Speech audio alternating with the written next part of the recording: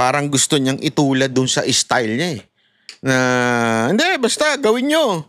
Oh. Kung hindi, ano kayo, ipapalitan kayo. Parang gusto niya bang ituring ang lahat ng kapulisan natin na katulad nung kanya? Ladies and gentlemen, this is going to be a disaster. Yung ganitong klaseng attitude ng PNP chief. Delicate so ito. Kasi ito, mapakita ko sa inyo, ha?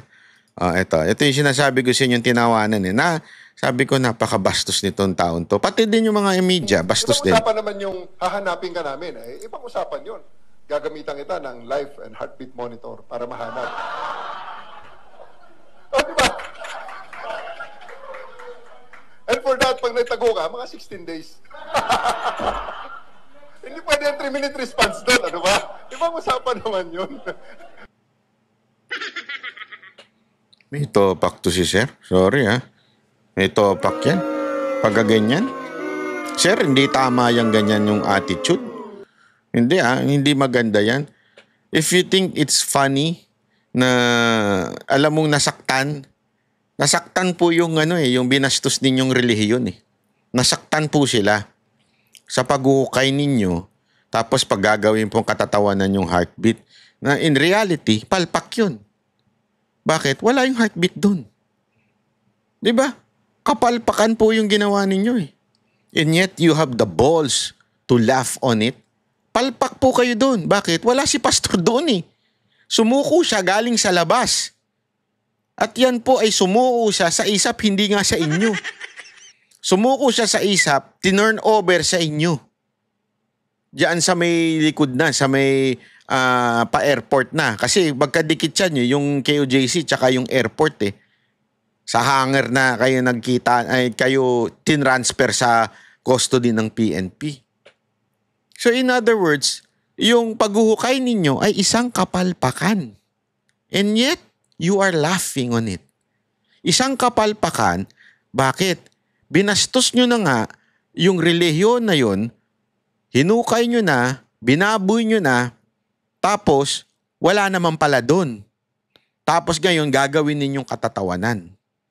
At yung 16 days na sinasabi mong siege na yan, ay may namatay po dyan, sir.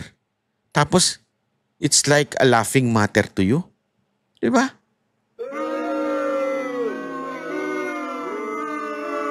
This is the kind of PNP chief we have right now. At yan po yung mga Duterte supporter din, pinagtawanan ninyo. Hindi ho tama yan, sir. Yan po ay isang kalapastangan sa paniniwala ng ibang tao. Pwede naman parang akin this is sobra na. Para sa akin po, sobra na ho ito. I mean, hindi na nga nagrereklamo sa'yo ngayon yung mga taga KOJC. As a matter of fact, meron nga ako nabasang isa sa mga membro nila na ipinapasa Diyos na yung ginawa mo. Tapos ikaw, eto sandali papakita ko yun. Wait lang Para lang maintindihan niyo po. Ito. Ito si Ma'am Tina. Ayan. Ito po yung post niya. Okay? Para lamang po maintindihan natin. Bakit? Wait. Chotomate. Okay? Ito. Ito. Ayun. Ayan.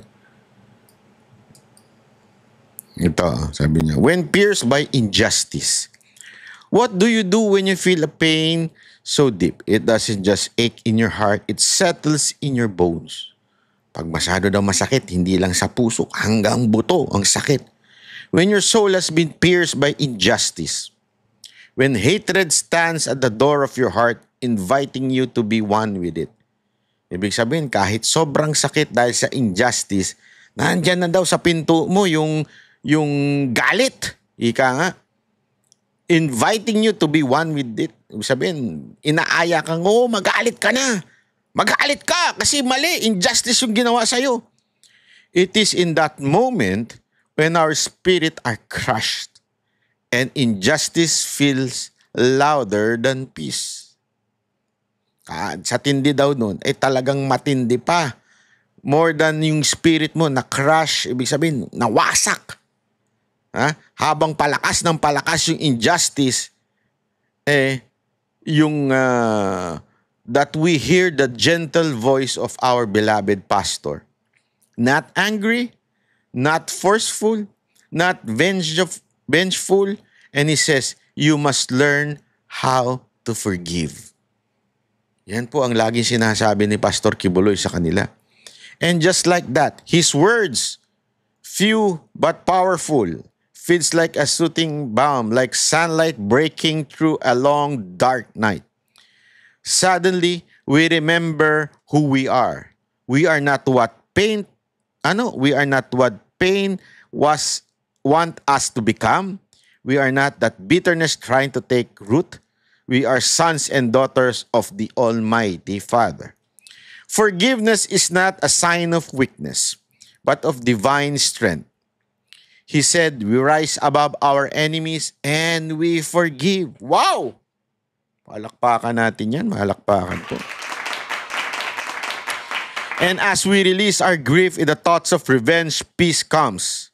Not the peace of the world gives, but the kind only He can give. Yan po yung peace ng ating Panginoong Hesus. The peace that passes all understanding. And in that quiet surrender, we hear Him again.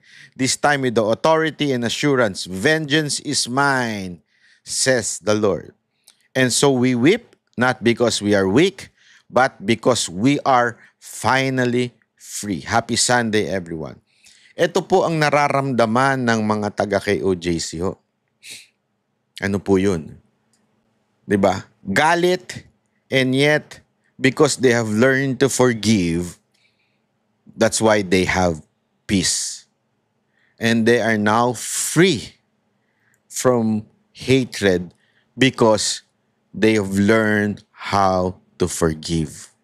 Sobrang sakit, ika nga. Yun yung unang intro nung caption na yun.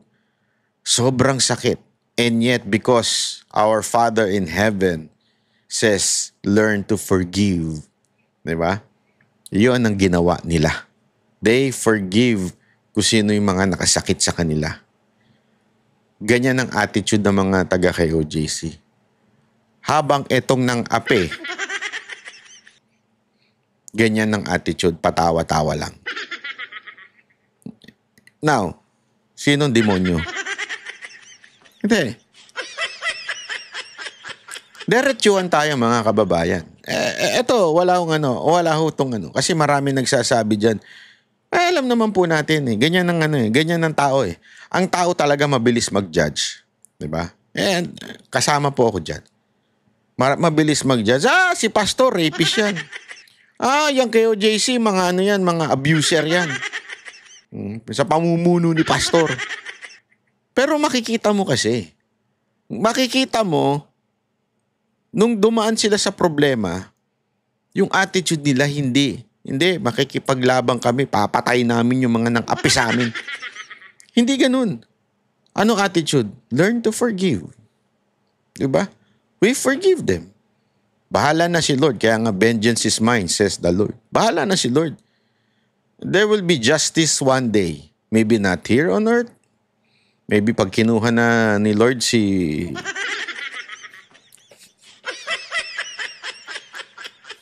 Diba? Ayun po yun eh. O makikita mo yung fruit nila. Kung masamang tao si pastor, hindi, ito lang po yun. Kung masamang tao si pastor, di sana tinuro na sa kanila, huwag kayo mag-alala. Relax, babawi tayo. In the future, babawi tayo. Hindi, ang tinuro sa kanila, magpatawad. Patawarin natin sila. Kasi hindi nga nila alam yung kanilang ginagawa. Diba? Doon, makikita mo talaga kung sino yung godly at sino yung demonyo. Sige. Yan yung taga KOJC. At ito naman yung nag-usig, di ba? Papakita ulit natin ito nag-usig. Ibang usapan naman yung hahanapin ka namin. Ibang usapan yun. Gagamitan kita ng life and heartbeat monitor para mahanap. Di ba? And for that, pag nagtago ka, mga 16 days. Hindi pwede yung 3-minute response doon, ano ba? Ibang usapan naman yun. Now you know, di ba? Gago! And take note, ladies and gentlemen of the Philippines, yan ang pinuno ng PNP ngayon.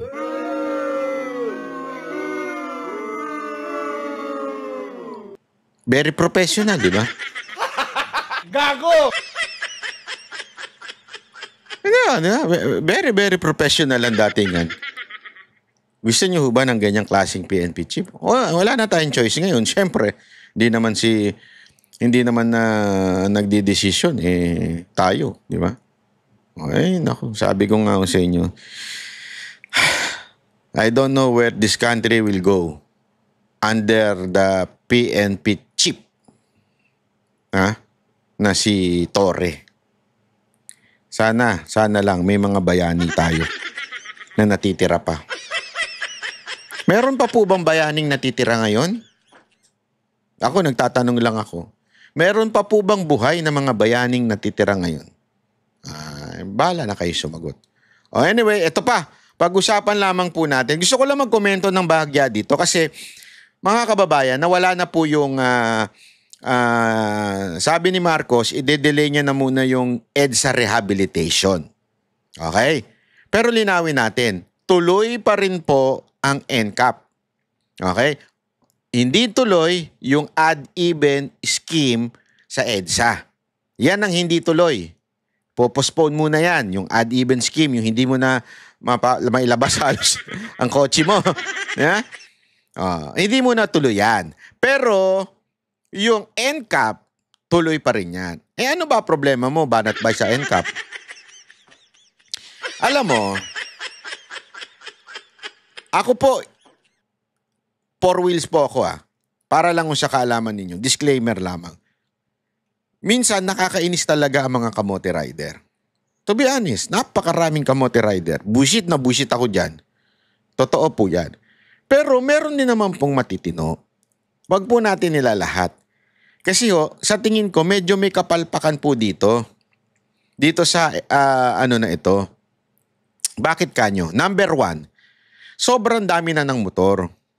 Kung maaari sana, akin, suggestion ko lang po ito. Since shared lane naman po yung motorcycle lane. Alam niyo ba na shared lane yan? Hindi naman po exclusive yan . Bakit? Pwedeng tumawid yung kotse dyan . Kung kapupunta na sila sa kanan, tatawid na sila. Pero yung mga motor, hindi sila pwedeng pumunta sa kaliwa. Nagigets nyo? So, nagsisiksikan. Kaya ka nga nagmotor. Ako po nagmumotor pero weekends lang. Kaya ka nga po nagmumotor para bumilis ka dun sa patutunguhan mo. Ang nangyari, lalong bumigat at lalong hindi na sila makarating sa tamang oras. Ang suggestion ko lamang naman po, hindi tanggalin yung NCAP. Sana doblehin na po yung motorcycle lane. Anyway, shared lane naman po yun. So, lalong-lalo na dito sa Commonwealth na wala namang busway. Baka gusto ninyong gawa na lang ng busway yan. Sa extreme right, tanggalin nyo na po yung, di ba, merong dyan, yung bisikleta na hindi naman maraming dumadaan. Baka pwedeng paghaluin nyo na ang bike at saka yung motor. Di ba? So, occupy na. Tapos, gawan na lang ng bus lane talaga. So, more or less, imumove ito, tapos lagyan ng bus lane. Para kahit papaano, 2 lane ang motor. Yung na-occupy ng bike lane at saka nitong motor. Parang ililipat mo sa gilid. Tapos, yung bus lane, hindi ko alam kung paano nila gagawa ng paraan yan, pero kung hindi kaya dun sa extreme left, yung katulad sa EDSA, pwede siguro dun sa pang 3rd lane. Diba? Doon yung bus. Or lagyan sila ng parang way. Kasi, naiintindihan ko may problema . Paano nga naman tatawid yung mga sasakay? Di ang gawin, it's either extreme right, pinaka-right yung bus. Tapos, yung motor. ang ilagay doon sa second and third lane. Di ba? Pwedeng ganun eh. Sana, para at least man lang mga kababayan, maibisan ng konti yung pasakit. Kasi alam nyo, eto suggestion ko lang naman po ito. Kasi baka mamaya, ang tendency niyan, ito mga nagmumotor. Remember, hindi naman po lahat ng kasi baka iniisip na iba, pag nagmumotor ka, wala ka ng pera. Hindi ganun yun. Marami dyan nagmumotor, meron naman silang 2 wheels. Kaya lang, gusto nila magmotor para mas mabilis. Pumunta sa paroroonan nila. Kasi nga, matraffic. So, ang tendency, diniscourage mo ngayon yun, yung mga taong ganun. Na meron naman silang 4 wheels, sabi nila, siguro, dahil matatraffic lang din naman ako sa 2 wheels, 4 wheels na ako. Ano nangyari? So, dumami lalo yung 4 wheels. Sabihin yung mga kotse, dumami lalo sa kalsada. Sana lang po gawa ng paraan. Una yan, okay? Ang pangalawa, dun sa NCAP naman po, isa pang problema, yung mga signs. Wala pong NCAP pagdating mo sa mga jeep. Lalo na dyan, sa EDSA Corner Taft at EDSA Corner Rojas. Tigil ng tigil yung jeep dyan, 2 lanes. Minsan nga, sa gitna pa tumitigil yung jeep. Ikaw ngayon, na matino mo nagdadrive ng sasakyan, para mailagan mo, o-overtake ka sa kaliwa. Pag overtake mo sa kaliwa, kakanan ka Maseswerving ka ngayon. Anong gagawin mo? Nakatigil yung jeep sa harap ginagawa na nilang terminal yan. Habang ang MMDA ay napaka-inutil na para gawa ng paraan yan. Hindi ko maintindihan, hindi nila magawa ng paraan yan. Ever sa kasaysayan, dyan sa Pasay, Corner Taft, inutil na yung mayor dyan. Sorry sa term pero talaga hindi magawa ng paraan. Bakit? Yung mga traffic enforcer ng Pasay, mga walang kwenta Totoo lang walang kwenta. Naandun sila pero hindi nila mapaalis yung mga jeep na nandyan. Na nakabalandre dyan sa EDSA Corner Taft. Lagi po akong dumadaan dyan Kaya nga nagiging bottleneck dyan Kaya nagkaka-traffic sa part na yan. Dahil 3 nang ino-occupy na mga jeep dyan. Minsan, kadalasan 2, minsan 3. Depende pag nagagawan sila. Wala nang NCAP sa kanila.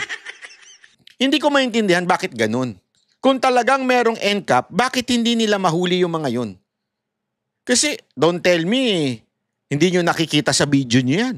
Kitang-kita yan mga kababayan. Di ba? Sila huy nakabalandra. Ang kaya nga potpotan ng potpotan yan, pipip! Walang tumatabi. Tapos yung mga traffic enforcer nakaabang sa mga magsiswerve. Mga inutil yung mga traffic enforcer dyan pag ang traffic enforcer inutil, sino mananagot? Yung mayor. MMDA, bakit di nyo rin trabauhin yan? May NCAP naman na along EDSA, bakit di nyo ilagay lahat ng traffic enforcer nyo? Lahat ng mga siga ninyong MMDA na nagki-clearing, ilagay nyo dyan. I-clear nyo muna yan. Diyan, mabibilib na kami dun sa lintik nyong NCAP. Diba yan ang katotohanan. So, yun lang. Gusto ko lang yung komento yun kasi nakakabuisit po dyan around sa area na yan.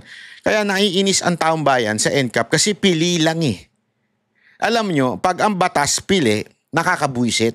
Pero kung ang batas patas sa lahat ng tao, walang problema sa akin yan. Walang problema yan. Sa tingin ko, susuportahan niya ng taong bayan. Kaya lang, kung pili, ang NCAP ay pambihira. Para tayong tanga. Diba? Parang mas lalo lang nating ginipit ang mga Pilipino dahil nga hindi nyo kayang ipatupad para sa lahat. Sana gawa natin ng paraan. At tapos ang dami pang signs. Ano ba talaga? May motorcycle lane ba talaga sa EDSA o wala? Hindi malinaw. May mga doon, may mga kasi kung meron, linawan nyo yung pintura. Pero kung wala, linawan nyo rin. Tanggalin nyo na yung pintura na nandun. Kasi may pintura doon na nakasulat motorcycle lane lang Ang matindi pa niyan, meron dyan part going to south. May video ako dyan yung mga bus, kumakanan, pumupunta sa overpass. Di ba? Kasi nga, titigil sila sa Ayala Terminal. Ang sabi doon, may nakasign doon, bus lane pa din daw yun. Papasok sa ilalim nung tunnel ng, I think, Ayala. Papailalim. nakaslagay pa rin doon, bus. May nakasulat pa rin doon, bus. Pero wala naman dumadaan bus doon. Siguro provincial bus, meron.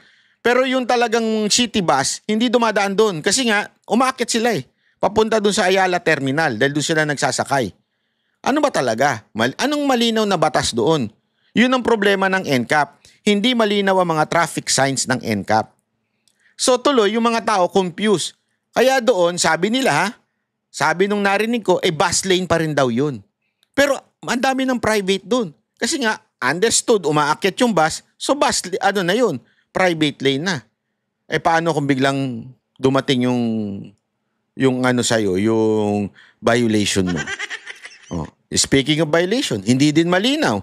Sana man lang, kung may violation, meron kagad nagte-text. Wala din. Hindi rin naayos yan. Paano kung hindi ikaw nagdadrive dun sa sakyan na yun? Oh. Di ikaw pa ngayon ng dahil nasa pangalan mo yung sasakyan. Paano kung pinadrive mo sa hiniram ng kaibigan mo? O binenta mo, hindi kagad. Kaso ako nakakatanggap ako ng mga violation no lumang-lumang na ibenta ko na. Hindi masolusyonan yan. Bakit ako ang nakakatanggap? Di ba? Sana inayos nyo na yan during the time na binigyan kayo ng TRO na Supreme Court. Hindi nyo inayos. Tumanga kayo, nakatanga lang kayo. Tapos ngayon, ipatutupad na ninyo. Anong klaseng katarantaduhan po yan, sir, sa MMDA? Sana ginawa nyo na ng paraan yan noon pa. Di ba? Yun lang. Gusto ko na sabihin. So, ngayon lang. Maraming salamat po. Kita-kita po ulit tayo sa susunod nating video. Ako po si Banat Bay, para sa sa makabuluhang usapan lagi dito lamang po sa Banat Bay. Please, kung maaari, subscribe po tayo dahil 52%, although umaangat na ngayon yan. 47% lang ang nakasubscribe. Pero ngayon, umabot na ata ng mga 50%. So, sana po ay patuloy lang kayo mag-subscribe sa ating channel. Kung pwede lang naman po, supportan nyo na lang sa channel na ito. Libre naman po yung pag-subscribe. Although meron naman yung may bayad din, yung membership. Kung gusto nyo ako supportan, wala namang problema doon. Nasa sa inyo rin yun. Kung naniniwala kayo sa akin at kailangan na gusto nyo ako maging independent sa mga politiko, pwede po kayo magpa-member. Kaya magpakulay. Nasa sa inyo na po yan. Pero kung ayaw ninyo, wala namang problema. At least mag-subscribe naman po kayo kasi yan, subscribe, libre lang naman. Diba? So maraming salamat po. Ako po si Banat Bay. Kita-kits tayo. Kami ang boses ng masa, hindi natatakot. Katotohanan lang, di kami nalulunod. Walang bahid ng sismis, lahat ay totoo. Kahit sino ka pa, pag mali ka babanatan ka. Walang pinipili kulay, wala kaming kinikilingan.